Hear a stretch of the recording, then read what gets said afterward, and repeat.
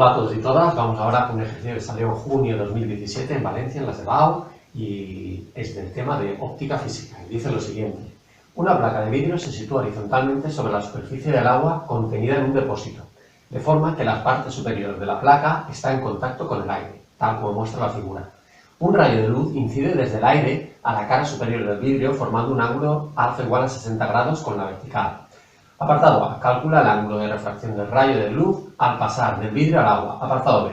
Deduce la expresión de la distancia AB de la desviación del rayo de luz tras atravesar el vidrio y calcula su valor numérico.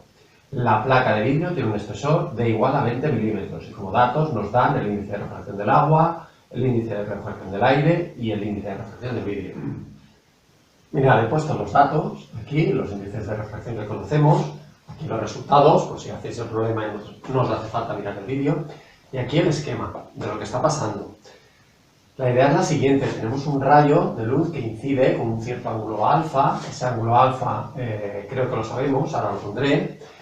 No lo he puesto, pero están los datos, ahora lo pongo.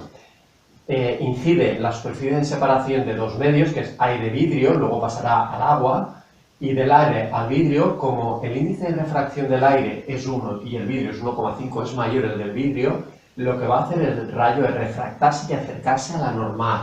Es decir, se acerca a la normal, que es la línea perpendicular a la superficie de separación de los dos medios. Luego, una vez el rayo se ha refractado, vuelve a refractarse, porque pasa del vidrio al agua. Como el agua tiene un menor índice de refracción, entonces va a pasar el contrario. Es decir, se va a alejar de la normal, ¿vale? Entonces tenemos un esquema como este y nos pregunta que calculemos este ángulo que he llamado gamma y la distancia de A a B.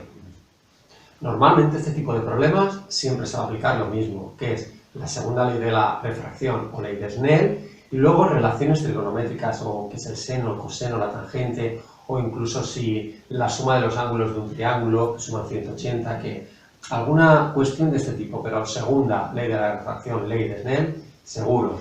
¿Qué nos dice la ley de Snell? Nos dice que n1 por seno de alfa es igual a n2 por seno de beta.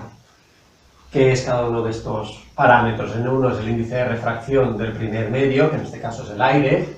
Alfa es el ángulo de ese rayo incidente con la normal.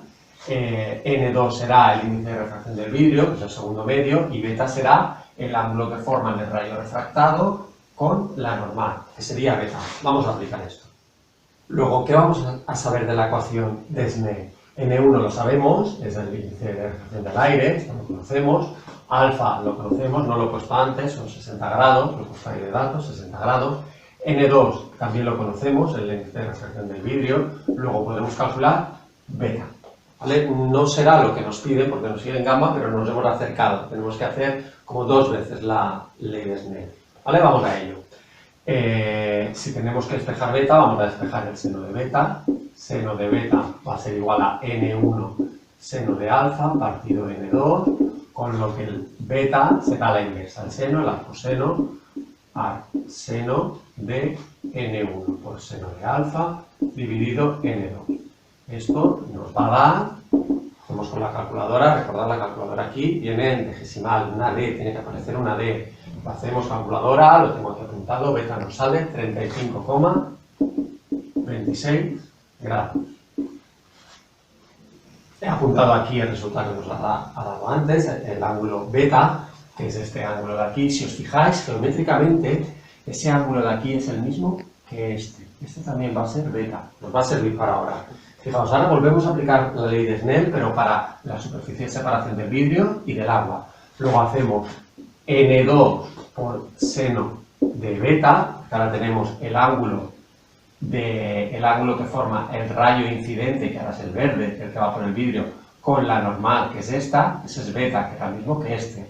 Luego n2 por seno de beta será igual a n3 por el seno de gamma. Gamma es el ángulo del rayo refractado en el agua con la normal, a la superficie de separación, que sería esta recta.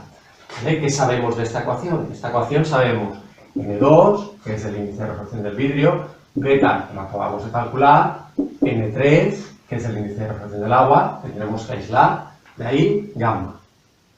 Operando de la misma manera que antes, si despejamos seno de gamma, será igual a n2 por seno de beta partido n3, con lo que gamma será igual al arcoseno, la inversa del seno, de n2 por seno de beta partido n3.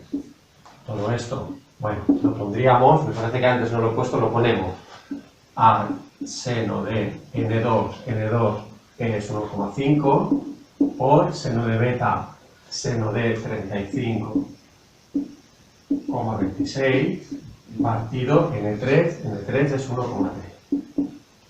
¿Vale? Lo realizamos las operaciones con la calculadora, yo lo tengo aquí, gamma nos va a salir 41,77 grados, que es lo que nos pregunta en el apartado A. En el apartado B nos preguntan esta distancia de A a B.